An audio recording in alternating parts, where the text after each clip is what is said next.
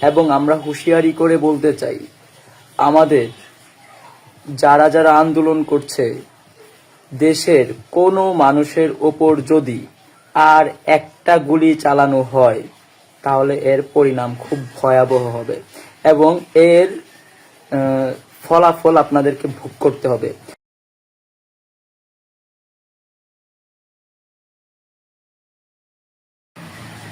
আসসালামু আলাইকুম, আমি খান তালাত মাহমুদ রাফি, বৈষম্য বিরোধী ছাত্র আন্দোলন কেন্দ্রীয় সহ সমন্বয়ক চট্টগ্রাম।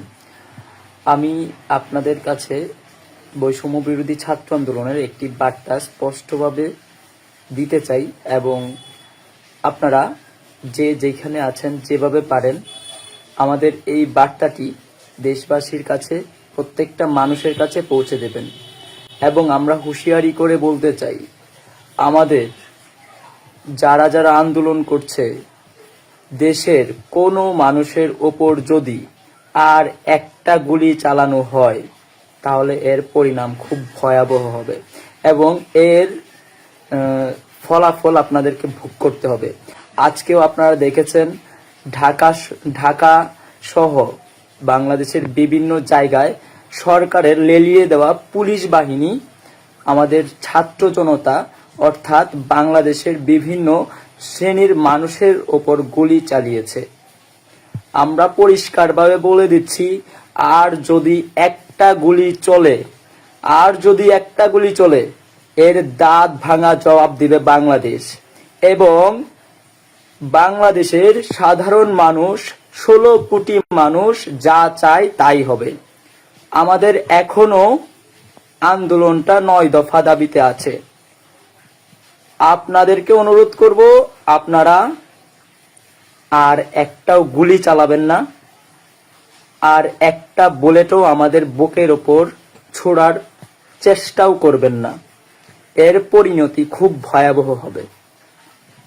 আমি দেশবাসীর কাছে অনুরোধ করব, আর যদি একটা গুলিও চলে আপনারা সিদ্ধান্ত নেবেন আপনারা কি করবেন। এটা দেশবাসীর সিদ্ধান্ত নেবে, এটা বাংলাদেশের সাধারণ জনগণ, শিক্ষার্থী, আইনজীবী, পেশাজীবী যত মানুষ আছে সবাই আপনারা সিদ্ধান্ত নেবেন।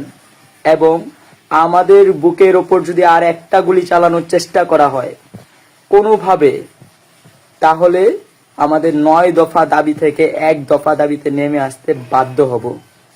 তাই আপনাদেরকে হুঁশিয়ারি করে বলতে চাই, বাংলাদেশে যদি কোনোভাবে ইন্টারনেট সংযোগ বিচ্ছিন্ন করে আবারও ডিজিটাল ক্র্যাকডাউন চালানোর চেষ্টা করা হয়, যদি আমাদের সাধারণ জনগণ, বাংলাদেশের মানুষের উপর আরেকটা ফুলের টোকা দেওয়ার চেষ্টা করা হয়, তাহলে এর পরিণতি খুব ভয়ঙ্কর রূপ ধারণ করবে খুব শীঘ্রই।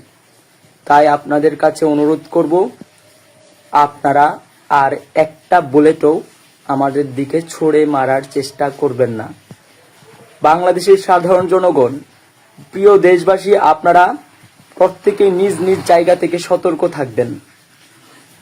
আমরা বিশ্বাস করি আমাদের সাধারণ জনগণ, আমরা যারা আছি, আমরা এই যে সরকারের তালবাহানা বুঝি, আমরা বিভিন্নভাবে আমাদের মাঝে বিভ্রান্ত ছড়ানো, ডিভাইড করার, এই বিচ্ছিন্ন করার, সম্প্রীতি বিনষ্ট করার চেষ্টা করা হবে।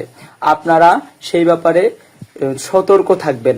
আমরা জানি সরকারের এই তালবাহানা আপনারা সবাই বোঝেন, সবাই জানেন, সবাই দেখতে পাচ্ছেন। এখানে নতুন করে কোনো কিছু বলার নাই।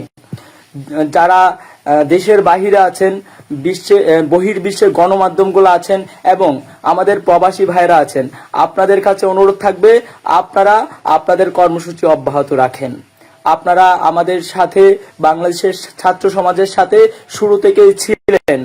আমরা আপনাদের প্রতি কৃতজ্ঞ এবং আমরা বিশ্বাস রাখি আপনারা আমাদের সাথে শেষ পর্যন্ত থাকবেন এবং চূড়ান্ত বিজয় নিয়ে আমরা তারপর ফিরবো ইনশাল্লাহ। তো বহির্বিশ্বের যে সকল গণমাধ্যমগুলো আছে, প্রত্যেকটা গণমাধ্যমের কাছে আমাদের এই তথ্যগুলো, আমাদের এই সংবাদগুলো পৌঁছে দেবেন। এটা আপনারা নিজ দায়িত্বে করবেন। আমি আবারও দেশবাসীর কাছে অনুরোধ করব, আপনারা সব সময় চোখ কান খোলা রাখবেন, সজাগ দৃষ্টি রাখবেন। আমরা এই বাংলাদেশ সকল ধর্ম বর্ণ নির্বিশেষে সবার দেশ, বিশ্বের অন্যতম, যদি আমরা সাম্প্রদায়িক সম্প্রীতি সৌন্দর্য হিসেব করি তাহলে আমাদের বাংলাদেশ অন্যতম। তো এখানে কোনোভাবে যেন শান্তি, আমাদের সাম্প্রদায়িক সম্প্রীতি বিনষ্ট করার যে অপচেষ্টা করা হচ্ছে সেই দিকে আপনারা সজাগ দৃষ্টি রাখবেন। এবং সবশেষে বলতে চাই, আমাদের বুকের উপর আর একটা বুলেট ছোড়ার চেষ্টা তো করবেন না। এবং আমাদের যারা বাংলাদেশের জনগণ আছে তাদের বুকের ওপর গুলি চালানো তো দূরের কথা, একটা ফুলের টোকা দেওয়ার চেষ্টা করলে তার পরিণতি ভয়ঙ্কর হবে। এবং সিদ্ধান্ত নেবে জনগণ, সিদ্ধান্ত নেবে বাংলাদেশ। সংগ্রাম জনতার, সিদ্ধান্ত জনতার। দেখা হবে বিজয়ে ইনশাআল্লাহ।